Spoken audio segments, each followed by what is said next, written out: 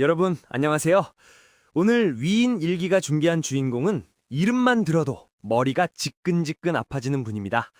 바로 사과 한 알로 우주의 질서를 세운 인류 역사상 최고의 천재, 아이작 뉴턴이죠. 그런데 여러분, 혹시 알고 계셨나요? 이 위대한 과학자가 사실은 요즘으로 치면 영끌 주식 투자를 했다가 전 재산을 날린 개미 투자자였다는 사실을요. 심지어 그는 인생 후반기에 위패 위조범들을 쫓아다니며 사형대로 보내버리던 냉혹한 수사관이기도 했습니다. 우리가 교과서에서 배운 만유인력은 뉴턴이라는 거대한 퍼즐의 아주 작은 조각일 뿐이죠. 오늘은 과학자라는 가면 뒤에 숨겨진 인간 뉴턴의 지독한 고집, 사랑받지 못한 아이의 결핍, 그리고 처절한 실패담까지 라디오 저널 형식으로 생생하게 들려드릴게요. 잠시 채널 고정해 주시고 구독과 좋아요 한 번씩만 꾹 눌러주세요. 여러분의 클릭이 다음 위인을 만나는 소중한 등불이 됩니다. 첫 번째, 천체의 움직임은 계산해도 인간의 광기는 계산 못하겠네. 여러분, 상상해보세요. 1720년 영국. 당시 남의 회사라는 기업의 주식이 지금의 비트코인이나 테슬라처럼 미친 듯이 오르기 시작했습니다.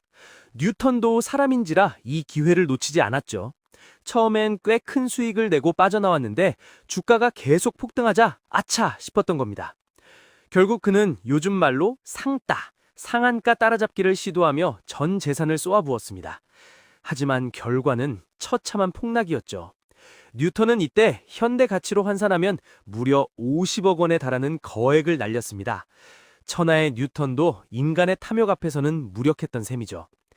별들의 움직임은 소수점까지 계산할 수 있지만 사람들의 미친 짓은 도저히 모르겠다는 그의 탄식은 오늘날 우리 개미 투자자들의 가슴에도 깊이 와 닿지 않나요? 두 번째, 자신의 눈에 바늘을 쑤셔 넣은 광기 어린 실험. 뉴턴은 궁금한 게 생기면 자기 몸을 실험 도구로 쓰는데 주저함이 없었습니다. 빛의 정체가 궁금했던 그는 둥근 바늘을 자기 눈꺼풀과 안구 사이에 밀어넣어 안구를 압박했습니다. 눈을 눌렀을 때 색깔이 어떻게 변하는지 직접 확인하고 싶었던 거죠. 여러분, 상상만 해도 눈앞이 찌릿하지 않으세요? 조금만 빗나갔어도 실명할 뻔한 위험천만한 행동이었습니다. 그는 또 태양을 맨눈으로 너무 오래 관찰하다가 며칠 동안 암흑 속에서 지내야 했던 적도 있습니다. 이 정도로 지독한 집념이 있었기에 광학이라는 새로운 학문을 개척할 수 있었던 겁니다. 눈을 눌렀을 때 색깔이 어떻게 변하는지 여러분, 어머니에 향한 불타는 증오. 뉴턴의 천재성 뒤에는 지독한 결핍이 있었습니다. 그는 아버지가 죽고 난 뒤 태어난 유복자였습니다. 그런데 어머니 한나 네스미스는 뉴턴이 3살 때 부유한 목사와 재혼하며 뉴턴을 외할머니 댁에 버려두고 떠났습니다. 이 어린 시절의 상처는 뉴턴을 평생 대인 기피증과 편집증에 시달리게 했습니다. 19살 때 뉴턴이 적은 죄의 목록에는 이런 문구가 있습니다. 어머니와 계부를 그들이 사는 집재로 태워버리고 싶다는 충동을 느꼈음. 사랑받지 못한 아이가 세상의 질서를 세우는 법칙에 집착한 건 어쩌면 자기가 미룰 수 있는 유일한 것이 변하지 않는 수학이었기 때문이 아닐까요? 네 번째, 너는 농사나 지어라. 농장에서 도망친 천재. 어머님은 재혼했던 남편이 죽자 다시 뉴턴에게 돌아왔습니다. 하지만 아들을 대학에 보내는 대신 농장을 경영하게 해라 했죠. 뉴턴은 양을 치면서도 도랑 옆에서 수학 문제를 풀었습니다. 양들이 남의 밭 곡식을 다 뜯어먹는 줄도 모르고 말이죠. 결국 외삼촌과 학교 선생님이 어머니를 설득했습니다. 이 아이는 농사 지을 머리가 아닙니다. 라며 말이죠.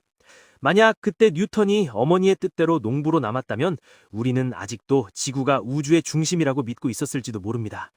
때로는 부모님의 기대에 어긋나는 선택이 인류를 구하기도 합니다. 다섯 번째, 1666년 기적의 해, 흑사병이 선물한 고독. 뉴턴 하면 사과나무 아래서 낮잠 자고 깨는 평화로운 모습이 떠오르죠. 하지만 실상은 훨씬 처절했습니다. 1665년 런던에 흑사병이 창궐하자 대학이 문을 닫고 뉴턴은 고향 울스소프로 강제 격리되었습니다. 요즘으로 치면 코로나 락다운으로 시골집에 갇힌 셈이죠. 이 시기, 특히 1666년을 역사에서는 기적의 해, 애니어스 미라큘러스라고 부릅니다. 그는 이 18개월 동안 아무도 만나지 않고 혼자서 미적분학의 기초를 닦았고 빛의 스펙트럼을 분석해서 만유인력의 법칙을 구상했습니다. 남들은 전염병의 공포에 떨 때 그는 고독을 무기로 우주의 비밀을 푼 것이죠. 여섯 번째, 조현병과 신경쇠약, 천재와 광기의 한 끗 차이. 뉴턴은 평생 정신적으로 불안했습니다. 현대 의학자들은 그가 조현병이나 양극성 장애를 앓았을 가능성이 크다고 봅니다. 그는 누군가 자신의 아이디어를 훔쳐갈까봐 밤잠을 설쳤고 친한 친구조차 자신을 음해한다고 의심해 절교 선언을 하기도 했습니다. 1693년에는 심각한 신경쇠약에 빠져 몇 달 동안 식사도 거르고 헛것을 보았던 적도 있습니다. 하지만 놀랍게도 그 극심한 혼란 속에서도 우주의 법칙은 정묘하게 정리되었죠. 천재성은 때론 고통스러운 정신적 투쟁의 결과물이라는 것을 뉴턴은 온몸으로 보여줍니다. 일곱 번째, 평생 동정으로 살가전 고독한 영혼.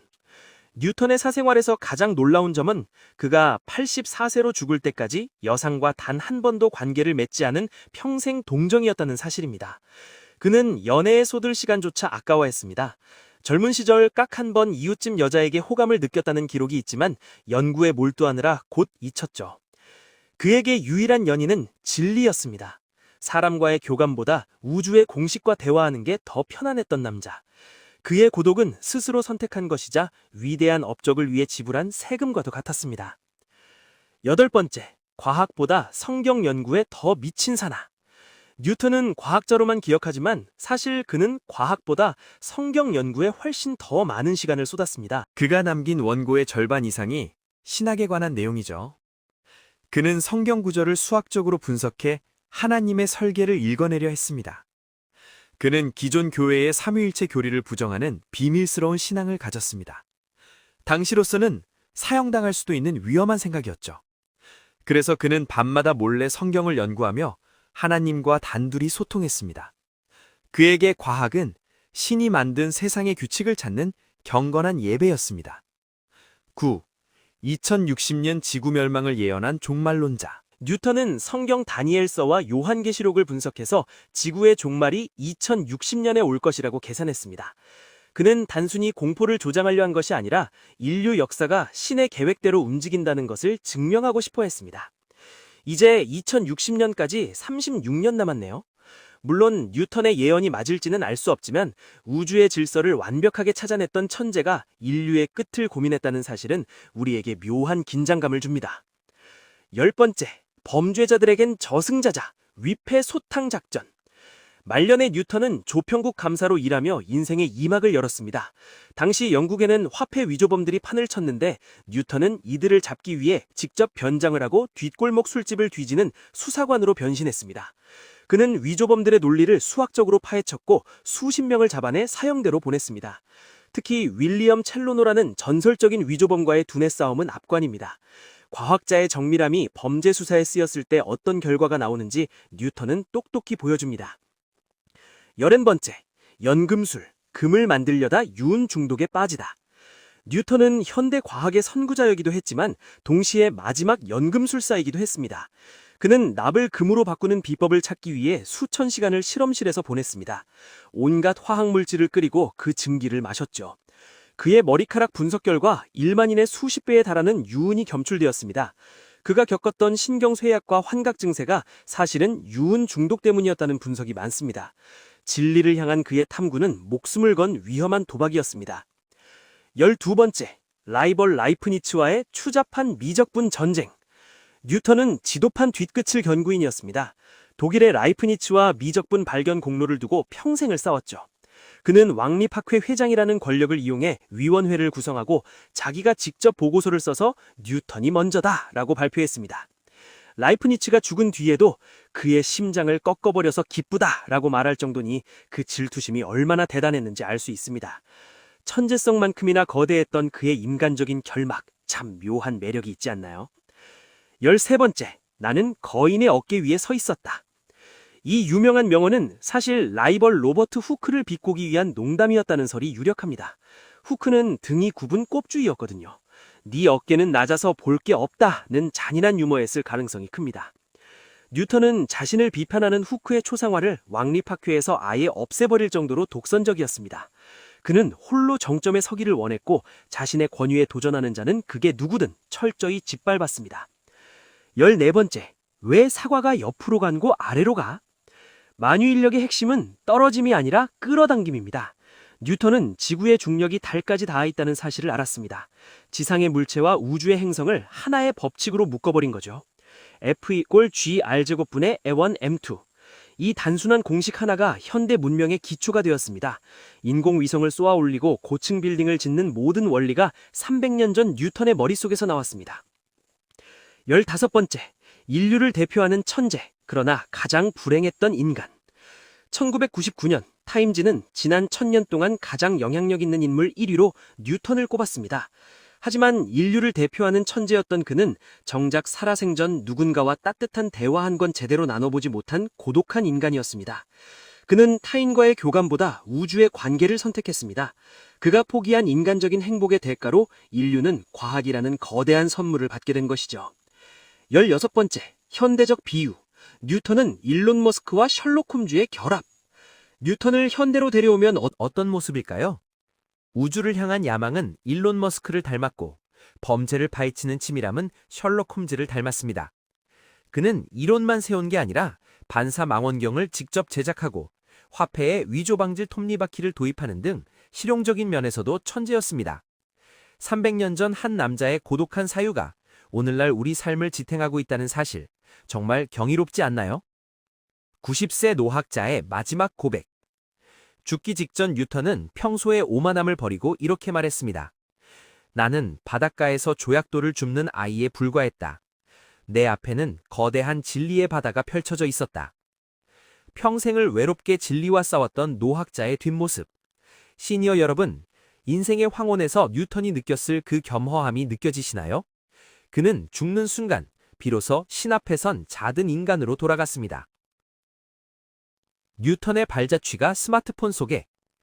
오늘날 우리가 스마트폰 GPS를 쓰고 비행기를 타는 모든 행위 뒤에는 뉴턴 역학이 숨어 있습니다. 그는 현대 문명의 기초공사를 한 인물입니다. 300년 전 한 남자의 고독한 사유가 오늘날 우리 삶을 지탱하고 있다는 사실, 정말 경이롭지 않나요? 보아스나 침묵한다. 뉴턴식 생존학. 그는 자신의 연금술 연구와 신학적 주장을 생전에는 철저히 비밀에 붙였습니다. 종교 재판에 걸리면 연구를 지속할 수 없었기 때문이죠. 그는 비데오 에타세오라는 격언을 실천하며 권력의 눈을 피해 자신의 진리를 지켜냈습니다. 에필로그, 우리 안에 뉴턴을 찾아서. 아이작 뉴턴의 이야기는 우리에게 묻습니다. 당신은 고독을 견딜 용기가 있습니까? 그는 흑사병의 공포 속에서 위대한 발견을 했습니다. 고독은 때로 진리를 만나는 가장 좋은 친구가 되기도 합니다. 시니어 여러분, 혹시 지금 너무 외롭거나 시련을 겪고 계신가요? 뉴턴처럼 그 시간을 내면을 채우는 시간으로 바꿔보세요. 오늘 하루 세상을 향해 뜨거운 질문 하나를 던져보시는 건 어떨까요?